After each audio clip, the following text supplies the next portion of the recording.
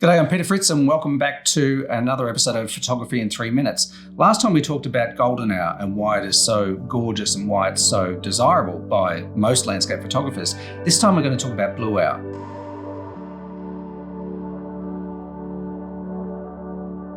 Okay, so what is blue hour and why is it so appealing?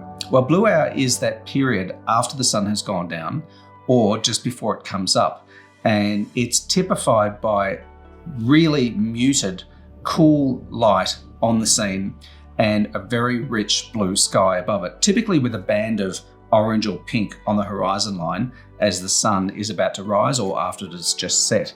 And blue hour is particularly appealing in scenes where you have some complementary warm tones, like for example, the lights of buildings or some winding headlights of cars going off in the distance over long exposure.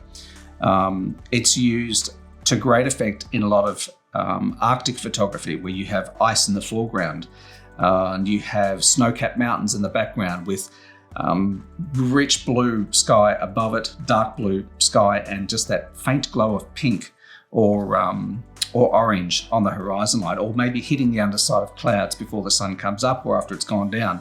Blue hour is an absolutely magical period, a magical time of day, whether we're talking dusk or dawn or pre-dawn or post-dusk. It is just a magical time to be shooting. Typically it's freezing cold, depending on where you are in the world, but wherever you are, it's often much cooler, of course, than it is during the day. But the quality of light that you get is just magnificent.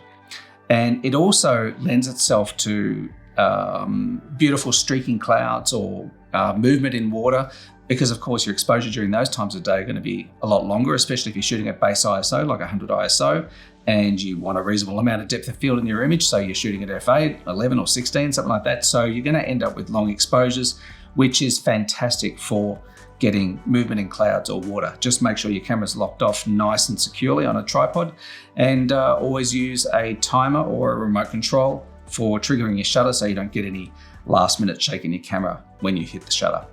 But that's it in a nutshell. Blue hour, beautiful. If you haven't tried it, you gotta. See you next time.